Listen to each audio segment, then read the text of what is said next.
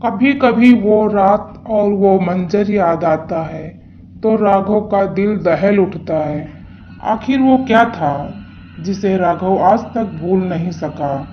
जब कभी वो वाक्य राघव के सामने आता है तो खौफ के मारे आज भी उसके रोंगटे खड़े हो जाते हैं। उस रात की सारी घटना उसकी आंखों के सामने एक फिल्म की भांति चलने लगती है।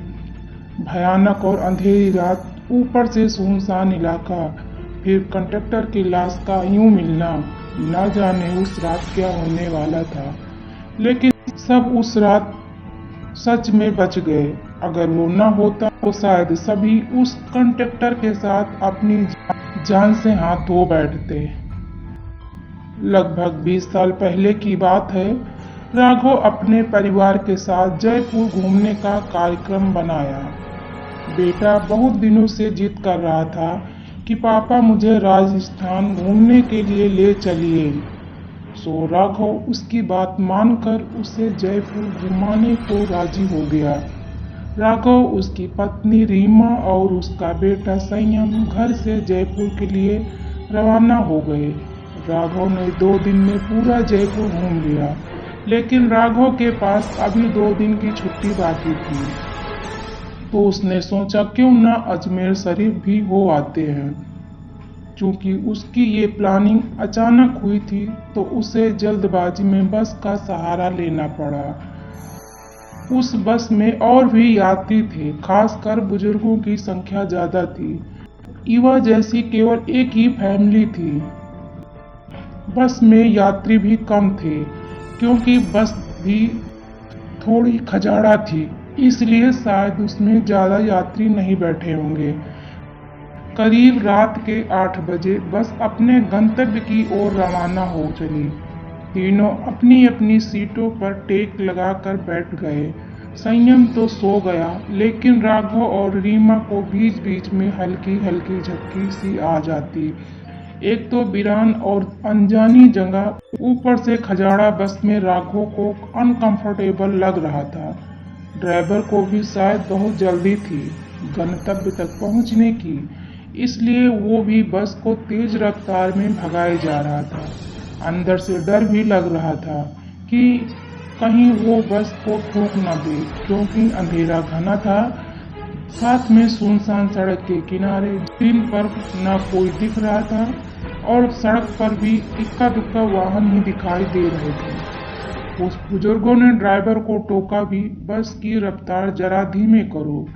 कुछ समय तक तो उसने बस को धीमा रफ्तार में चलाया, लेकिन फिर कुछ देर के बाद उसने फिर से बस की रफ्तार बढ़ा दी। एक बुजुर्ग ने फिर से उस ड्राइवर को टोका कि बस की रफ्तार कम करो, लेकिन मना करने के बावजूद फिर से ड्राइवर ने रफ्तार बढ़ा दी। तब ड्राइवर ने जवाब दिया कि अंकल जी, जो मैं कर रहा हूँ बिल्कुल ठीक कर रहा हूँ। मैंने सुना है कि इलाका अच्छा नहीं है, बहुत ज़्यादा खतरा है इस जगह पर, और हम इलाके को जल्दी जल्दी पार करके आगे बढ़ जाएं, उतना अच्छा होगा। ड्राइवर की बात सुनकर सबने कहा चलो ठीक है। बस तेज रफ्तार से आगे बढ़ रही थी, तभी एक तेज आवाज के साथ बस का थोड़ा संतुलन बिगड़ गया और बस थोड़ी दूर बढ़ी और रुक गई। अब सब पका गए कि अचानक ही क्या हुआ। तभी वहां किसी के रोने की आवाज आई। सब लोग बहुत डर जाते हैं, इतना खतरनाक इलाका और बस का रुकना, किसी के रोने की आवाज आना किसी को भी डरा सकता है। ड्राइवर ने अपनी कार जलाई तो रोने वाली आवाज जो आ रही थी वो बंद हो गई। वो बस के नीचे उतरा और उसने देखा कि क्या बात है, बस को आखिर क्या हुआ है, ये रोने की आवाज कहाँ से आ रही है। कुछ देर के मुआयने के बाद उसे पता चला कि बस के पीछे की ओर दोनों पहिए पंचर हो चुके हैं और बस में एक्स्ट्रा पहिया भी नहीं है जिससे उसकी मरम्मत हो सके। अब क्या किया जाए, सभी सोच में पड़ गए। रेतीली अनजान जगह, अमावस की गहरी काली रात, जानवरों का डर और बस का यूं खराब हो जाना, किसी के रोने की आवाज आना, सबके तो जैसे होश से उड़ गए। अब क्या करें क्या ना करें किसी के कुछ समझ में नहीं आ रहा था। तभी वहाँ एक लड़का दिखाई देता है। तो ड्राइवर ने उस लड़के से पूछा तो उसने बताया कि यहाँ बहुत समय पहले एक सराय हुआ करती थी जिसकी रखवाली चौधरी सुमेर सिंह और उसकी पत्नी धन्नो किया करते थे और उन दोनों के स्वर्गवास के बाद आज भी उनकी आत्माएं भटके हुए मुसाफिर की मदद करने आती हैं।